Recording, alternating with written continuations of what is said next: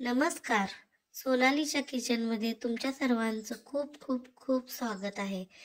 आज आपण करणार आहोत कणकेपासून उकडीचे मोदक. गणेश चतुर्थी विशेष हे उकडीचे मोदक तयार करणार आहोत. तांदळाच्या उकडीच्या मोदकापेक्षा कणकेचे उकडीचे मोदक झटपट होतात. करायला अगदी सोपे पण आहेत. तरीही काय होतं, वरचं आवरण चिकट होतं. तर ते चिकट होऊ नये यासाठी काही टिप्स सांगितल्या आहेत. त्यामुळे व्हिडिओ शेवटपर्यंत पाहत राहा. चला तर मग आता कृतीला सुरुवात करूया. त्यासाठी आपण आता मोदकाचे लागणारे साहित्य बघणार आहोत.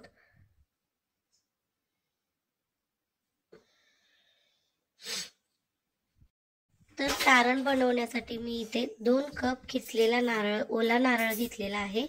तुम्ही नारळ खवून देखील घेऊ शकता. बारीक छान खिसून घेतलेला आहे. त्याच्या निम्म्या ह्याने आपल्याला गूळ घ्यायचा आहे, म्हणजे 1 वाटी गूळ घेतलेला आहे मी. किसलेला नारळ आपण 2 वाट्या घेतलेला आहे, त्यामुळे त्याच्या निम्मा 1 वाटी गूळ घ्यायचा आहे. आणि इथे वेलची पूड घेतलेली आहे, ती पण टाकायची आहे आपल्याला सारण भाजून झाल्यानंतर. आता आपण वरील आवरणासाठी लागणारे साहित्य बघणार आहोत. वरील आवरणासाठी साहित्य 2 कप घेतलेलं आहे आपण गव्हाचं पीठ. त्याच्या पाव कप घेतलेलं आहे तांदळाची पिठी. तांदळाची पिठी वरील आवरण मऊ होण्यासाठी घेतलेलं आहे. आणि तेल टाकायचं आहे पीठ मळताना, त्यामुळे मऊ लुसलुशीत मोदक होतील. चवीपुरतं मीठ घेतलेलं आहे. गॅसवर कढई ठेवलेली आहे गरम करण्यासाठी. कढई गरम झालेली आहे तोपर्यंत आपण त्याच्यामध्ये टाकणार आहे ओल्या नारळाचा किसलेला चव. तो सगळा टाकून घ्यायचा आणि लो फ्लेमवर आपण त्याला हलवत राहायचंय. थोडा वेळ परतून घेतल्यानंतर त्याच्यामध्ये आपल्याला लगेच गूळ ऍड करायचा आहे. थोडा वेळ असं परतून घेतलेला आहे. आता त्याच्यामध्ये आपण गूळ टाकणार आहोत.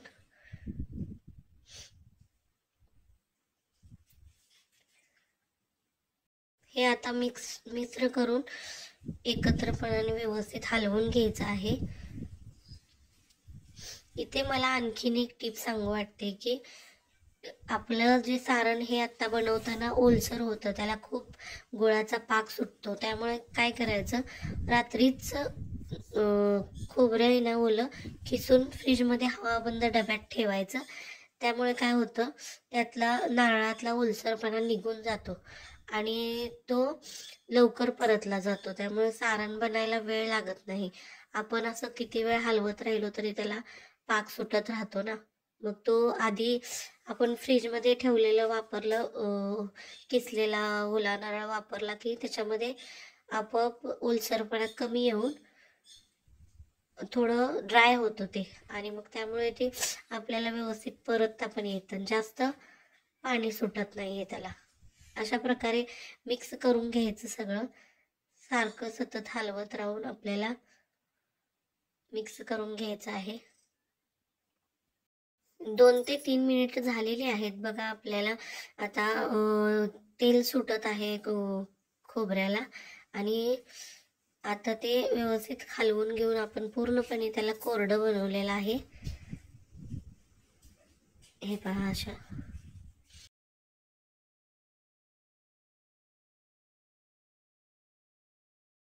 प्रकारे हे सगळं मिक्स करत असताना आपल्याला 4 ते 5 मिनिटं वेळ जातो, कारण पूर्णपणे मिश्रण आपल्याला कोरडं करून घ्यायचं आहे त्याच्यामध्ये. त्यामुळे सतत हलवत राहायचं आहे. त्यातील गुळाचा पाक पूर्णपणे आटला पाहिजे. व्यवस्थित आपल्याला कळायला लागतं, जेव्हा आपण हलवत असतो त्यावेळेस ते मिश्रण आपल्याला जड लागलं, हलवायला येऊ लागलं नसलं, ते झालेलं आहे असं समजायचं. तोपर्यंत आपण हलवत राहायचं आहे आणि लो टू मिडियम फ्लेम ठेवायचे आहे. त्याच्यानंतर आपल्याला याच्यामध्ये वेलची पूड टाकायची आहे, पण गॅस बंद करून झाल्यानंतर आपल्याला वेलची पूड टाकायची आहे. बघा, अशा प्रकारे सगळं मिश्रणातलं गुळाचं पाणी आटत आलेलं आहे. सतत हलवत राहायचं आहे. ओला नारळ घेतल्यामुळे पण जास्त असं पाणी सुटतं, तेल सुटतं त्याला. आपण आता वेलची पूड टाकून परत एकदा सर्व मिश्रण व्यवस्थित हलवणार आहे.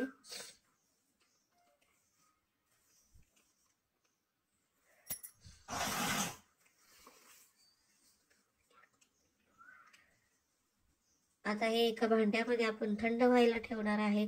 तोपर्यंत आता आपल्याला वरील आवरणासाठी पीठ मळून घ्यायचं आहे. त्यासाठी आपण हे मिश्रण एका भांड्यात गार करायला काढून ठेवून पुन्हा वरील आवरणासाठी घेऊया. एक ताट घेतलेला आहे. आता आपण पीठ मळणार आहोत. गव्हाचं पीठ घेऊन त्याच्यामध्ये आपल्याला तांदळाची पिठी मिक्स करून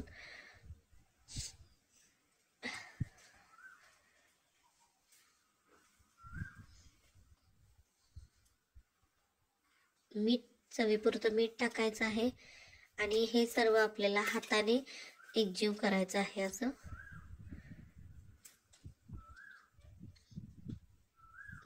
परत आपण ह्याच्यामध्ये तेल टाकून घेणार आहोत. सर्व एकत्र करून आपल्याला त्याच्यावरती तेल टाकायचं आहे. तेल टाकून आपल्याला थोडंसं पाणी घालून ते पीठ मळून घ्यायचं आहे. घट्ट प्रकारे मळायचं आहे, जास्त पातळ नाही मळायचं. हे बघा, असं पीठ मळून घेतलेलं आहे. वरून थोडासा तेलाचा हात घेऊन तेल थोडंसं लावून आपल्याला ते पीठ चांगलं आणखीन 1-2 मिनटं तेल लावून ते पीठ मळून घ्यायचं आहे. अगदी मऊसूत पीठ करायचं आहे. फक्त एवढंच की पातळ पीठ करू नका, घट्टच ठेवा, कारण आपल्याला लाटी लाटायची आहे मोदकाची, त्यामुळे घट्टच पीठ लागणार आहे. हे बघा, अशा प्रकारे सर्व पीठ मळून घ्यायचे आहे. कणिक जर घट्ट मळली तर आपल्या मोदकाच्या पाकळ्या व्यवस्थित भरपूर छान होतात आणि याच्यामध्ये आपण तांदळाची पिठी घातलेली आहे, त्यामुळे मोदक पण अगदी मऊ लुसलुशीत होणार आहे. आता हे पीठ झाकून आपल्याला अर्धा तास ठेवून द्यायचे आहे, कारण पीठ जेवढं छान भिजेल तेवढेच आपल्या चपात्या छोट्या छोट्या त्या लाट्या आहेत त्या खूप छान होणार आहेत. हे भिजायला ठेवलेलं आहे. आता एक चाळण घेऊन आपल्याला त्याच्यावर तेल लावून घ्यायचं आहे, म्हणजे आपल्याला जसा मोदक बनवेल तसं त्या चाळणीमध्ये ठेवायचं आहे.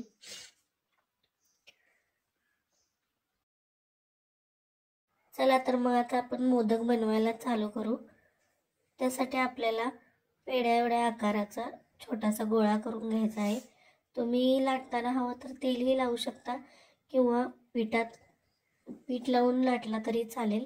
पीठ लावून शक्यतो लाटा, कारण पीठ लावलेले पारी असते ते आपल्याला त्याच्या पाकळ्या बनवताना व्यवस्थित बनवल्या जातात. तेल लावलेल्या ह्याच्यात काय होतं, पारी पातळ बनते आणि आपल्याला व्यवस्थित पाकळ्या बनवता येत नाहीत, त्या चिकट होतात अशा हाताला. तर हातात बसण्यावेळीच गोल पारी आपल्याला लाटून घ्यायची आहे. जास्त पातळही नाही, जास्त जाडही नाही बनवायची. हे बघा, अशा प्रकारे मध्यम आकाराची बनवून घ्यायची. तळ हातात असं खोल खड्डा केल्यासारखं करून त्याच्यामध्ये ठेवून आपल्याला त्यात सारण भरायचं आहे. सारण खूप जास्तही भरू नका आणि खूप कमीही भरू नका. जास्त भरलं तर आपला मोदक फुटू शकतो.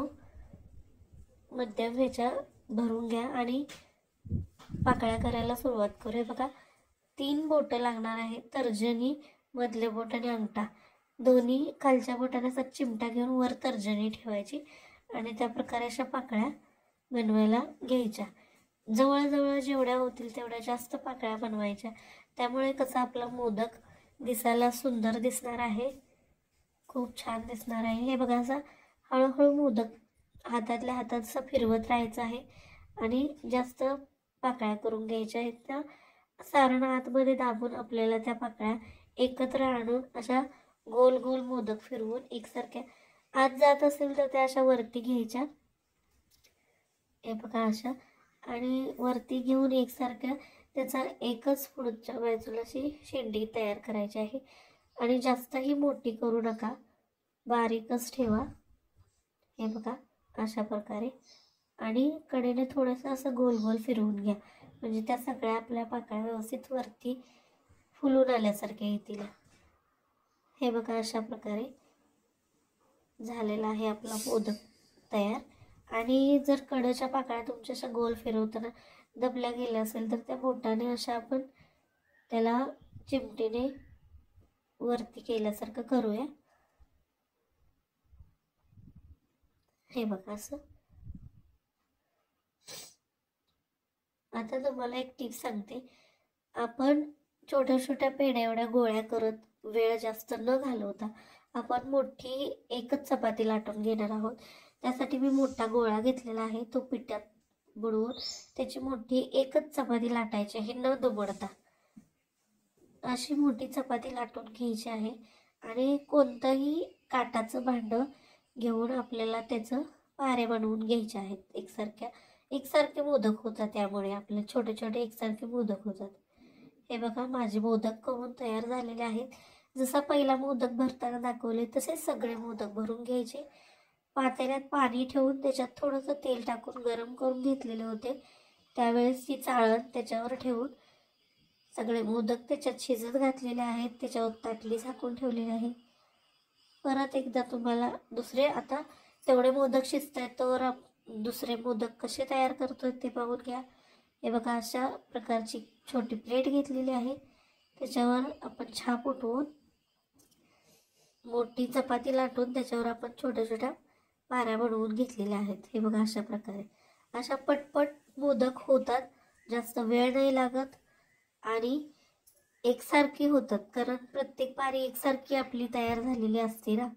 त्यामुळे सगळ्या पाऱ्या अशा प्रकारे मी करून घेतल्या आणि मोदक पण माझे झटपट लगेच तयार झाले.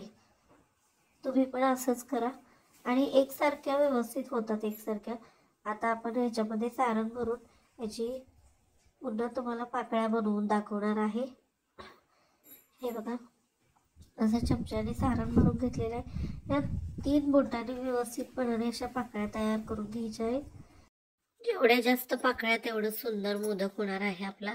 ह्या 3 बोटांनी असं दाबून पाकळ्या तयार करून घ्यायच्या आहेत.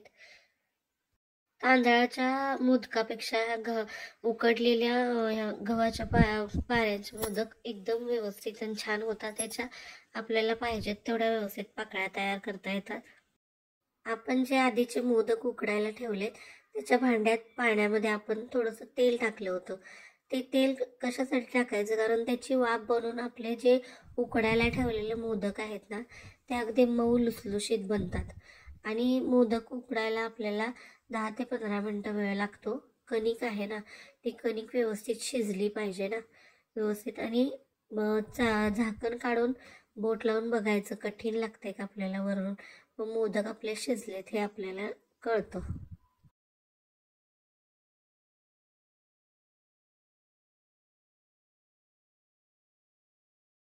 तर तयार झालेले आहेत आपले सुंदर असे मोदक, गणपती बाप्पाच्या आवडीचा प्रसाद. तर तुम्ही पण अशा प्रकारे या टिप्स वापरून या गणेशोत्सवात अशा प्रकारे मोदक तयार करा. असे कणकेचे उकडीचे मोदक जरूर ट्राय करा आणि गणपती बाप्पाला त्याचा प्रसाद आवर्जून दाखवा. मोदक कसे झाले हे कमेंट बॉक्समध्ये जरूर कळवा. व्हिडिओ आवडल्यास लाईक करा, शेअर करा आणि अशाच छान छान रेसिपीसाठी चॅनलला सबस्क्राईब करायला विसरू नका. पुन्हा लवकरच भेटू अशा छान आणि गोड रेसिपी सोबत. तोपर्यंत धन्यवाद. Bye bye.